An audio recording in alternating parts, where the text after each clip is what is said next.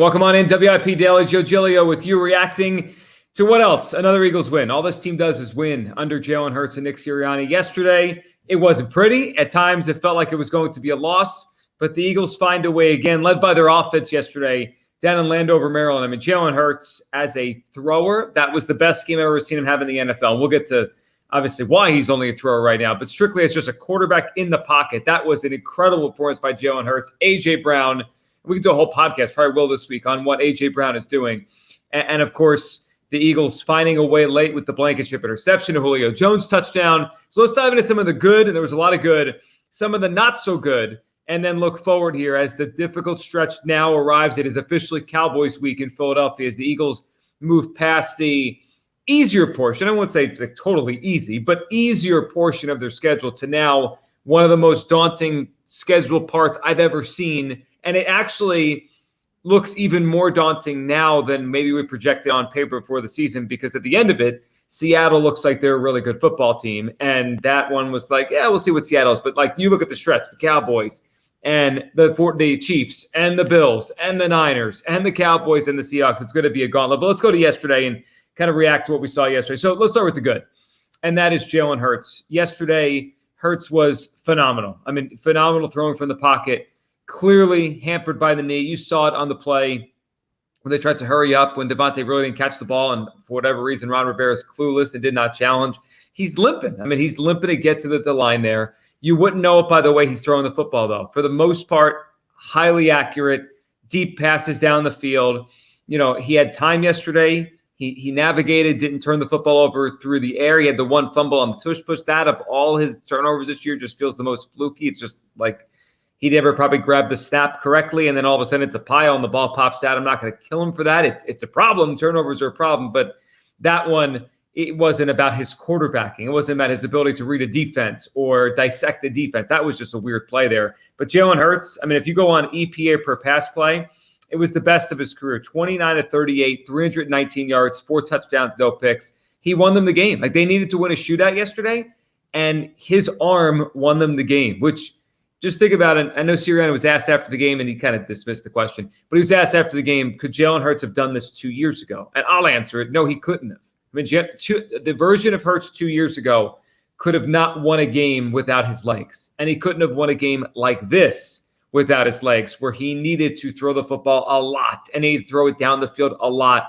accurately, and make big plays to bring them back. It was an outstanding performance by Jalen Hurts. Now, the other guy that now is kind of goes hand in hand with Jalen Hurts, because the two of them are becoming the best duo in the league, it's A.J. Brown. What we're watching right now is remarkable football by A.J. Brown. The catch he had one-handed in the front corner, the left end zone there, just ridiculous. And I said they practiced it a couple days ago and all that in practice, and he did it there. What we're watching now is one of the great receiver seasons in NFL history. I mean, really, in NFL history.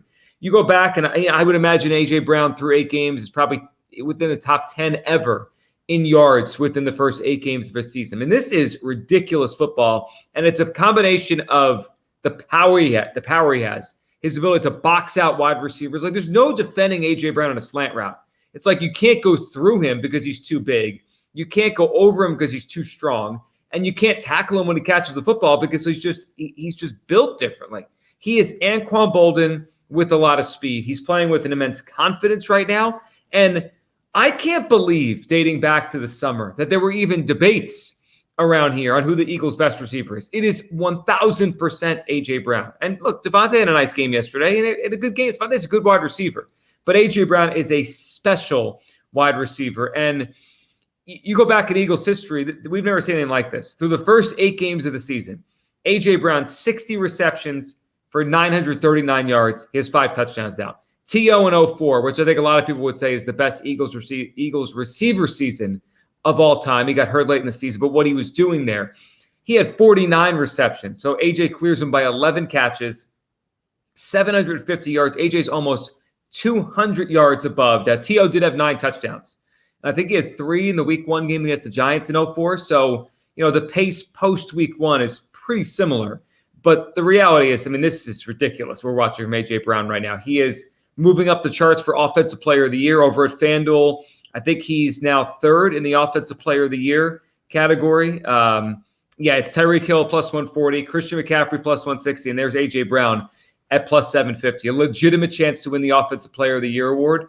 And, sometimes I think we get caught up in balance when it comes to a team and how they approach things. The Eagles are starting to remind me of a basketball team that has, let's use this example. The Warriors, right? When the Warriors were great, it was Steph and it was Clay, and then eventually, obviously, Durant arrived. But it was Steph and Clay. And they took the basket. They took the ball. They took the shots over and over again. And it wasn't crazy, and it wasn't at a turn to look up at the end of the night with a box score and have, 27 attempts for Steph Curry and 20 attempts for Klay Thompson. And then you smatter everybody else in with Draymond with, 6 or 7 or 8 or 9 or 10. And then whoever else was there at that time, Iguodala, whatever. And then, leave Durant out for a second. That's this Eagles team. Like Jalen Hurts yesterday was 15 of 15 when targeting A.J. Brown or Devontae Smith, when throwing the ball to those guys. Just throw the ball to those guys.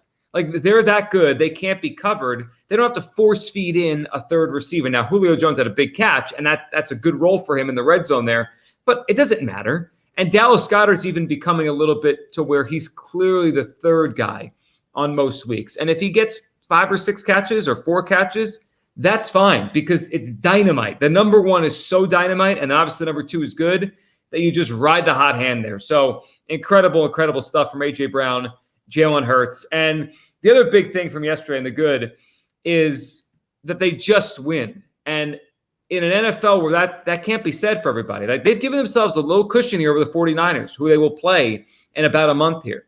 And the runway there now for the Eagles as they enter this tough stretch, they've given themselves some breathing room, some room for losses. We can just call it that way. I mean, no one wants them to lose games, but they can drop a few of these, and it's not going to kill their chances to be the number 1 seed. In fact, if they win the right games over the stretch of the season, they could lose to Kansas City and Buffalo, and it really doesn't mean anything. If they beat Dallas twice and beat the Niners, they will have a really great chance to be the number 1 seed just by taking care of business late in the season against the Giants, who are terrible, and the Cardinals. I mean, the Eagles could get themselves to about a 13-win mark with losses to the Chiefs, with losses to the Bills. As long as they win the right games, they're going to have an outstanding chance to be the number 1 seed. If they beat the Niners, they have the head-to-head. They already have a 2-game cushion. If they beat the Cowboys twice, they'll win the division. So it's all now kind of laid out in front of them. The only team that they can't affect themselves is the Lions, and the Lions' schedule is really light. There's a real chance that team goes 13-4. So that might be, kind of we look in the rearview mirror and say, if the Eagles beat Dallas and they beat the Niners, I think the assumption would be they lock in the number 1 seed. Detroit still has a chance to get it because they're coming from they're just coming up the fast lane. Like, nobody's there with them in that division, and nobody's there with them with that schedule. But that's for a later day. But they've set themselves up. Last good thing from the game yesterday, defense, we'll get to them in a second, wasn't good. But, man, Hassan Reddick, he's the best closing pass rusher in the NFL. It's just like the Rams game, just like last week. Like, you need a sack and it's time to finish the game. I want Hassan Reddick on the field.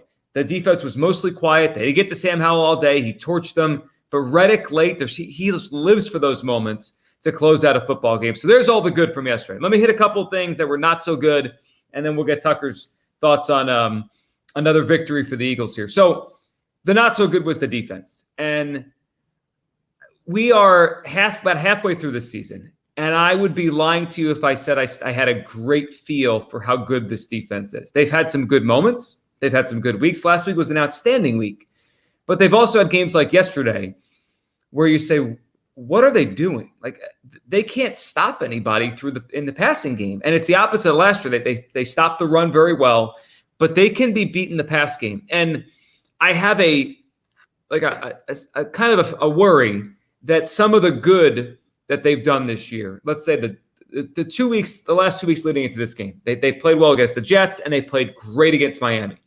Was that more circumstantial? Let's say the Jets stink, Zach Wilson stinks, and Miami was without the left tackle, the left guard, the center, the receiver went out. Was that more circumstantial that night? Tyreek Hill dropped the pass. They had a penalty, wasn't called on Bradbury. We may have gone too far with the praise last week at their defense. Not that they didn't deserve any, but the reality is you play out all the games, the good and the bad, and you add it all together. That's what teams are. The Eagles wake up today 16th in the NFL in yards per play. They have not been a very good pass defense. And now they're about to go up against Dak Prescott and Patrick Mahomes and Josh Allen. And we'll see what the Niners are at that point. But I imagine better than they are today with Brock Purdy and those weapons. And then Dallas again, and then Geno Smith. It's going to be a gauntlet for this pass defense. And I don't think it's about not having the right players up front.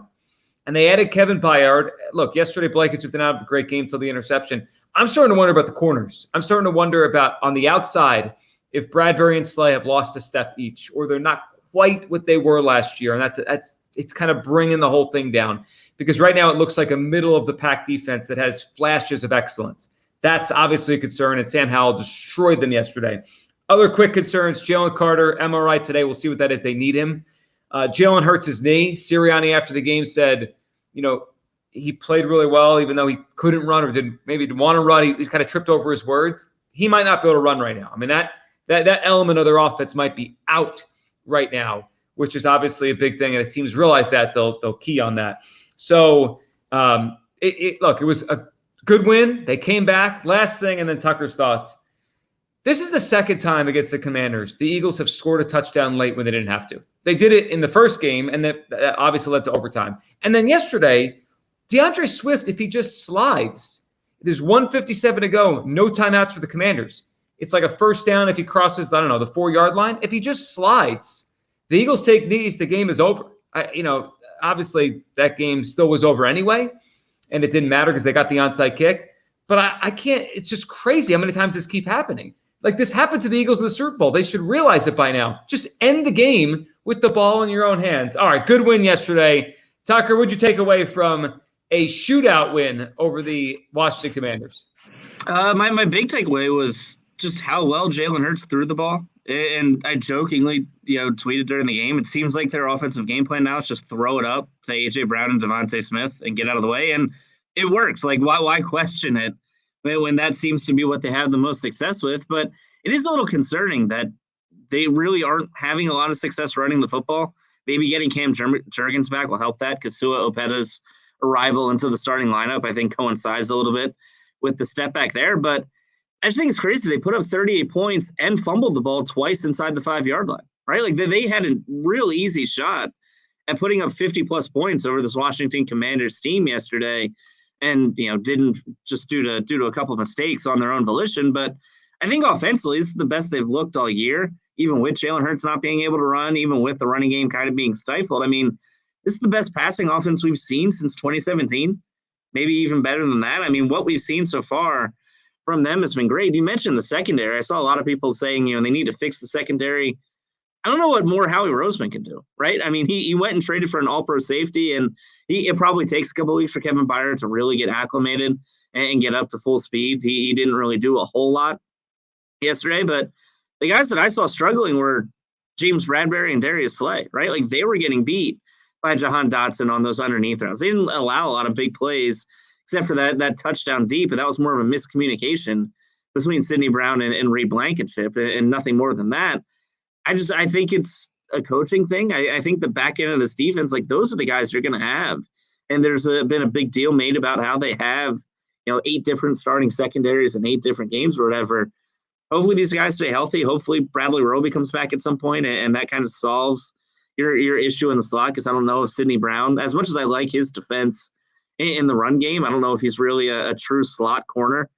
He's more of a third safety who I think can come in dime situations or help the linebackers in a rushing spot. But I look at this team, and it feels kind of lopsided right now, because offensively they're top 5 in just about every category, and defensively they're great against the run. They're the number 1 run defense in football, but against the pass and overall, they're middle of the pack or below average, and they just kind of have to figure things out. And I know it's an offensive league, and I would certainly take this over having a bottom half offense and a top 5 defense, but it is a little concerning, because you can see, as great as the offense has been, if Jalen starts to struggle a little bit more, if that knee starts to bother him a little bit more, if teams are able to take away A.J. Brown or Devontae Smith, they're kind of riding a fine line right now, where if something falls apart offensively, I don't know if defensively they have the answers right now to shut down teams on a consistent basis.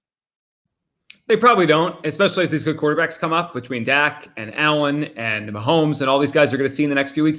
The good news is they've done it to get to 7-1. Like you add up all the Eagles' issues right now between offensive line, an injury that Tucker brought up there with Jurgens, who hopefully will be back soon, what they've gone through in the secondary, change of the secondary, hurts his knee, the running game not being really good for a month. Like you could have dreamt up, or nightmare for you, like them dropping 2 or 3 of these games instead of just 1 in the first 8. So the fact they're 7-1, they have given themselves some leeway here that they can work their way through this tough stretch, which includes a bye, but a tough stretch coming up. It's a really good football team, and they have a real chance to go win a Super Bowl. Like that's the biggest thing right now. They are a really good team. They have a real chance to win the Super Bowl, and Jalen Hurts just played the best game we've ever seen him play throwing from the pocket. That is very encouraging as he deals with a bone bruise that is the. Appreciate everyone listening, subscribing, following WIP Daily. We'll talk tomorrow. Thanks so much for listening.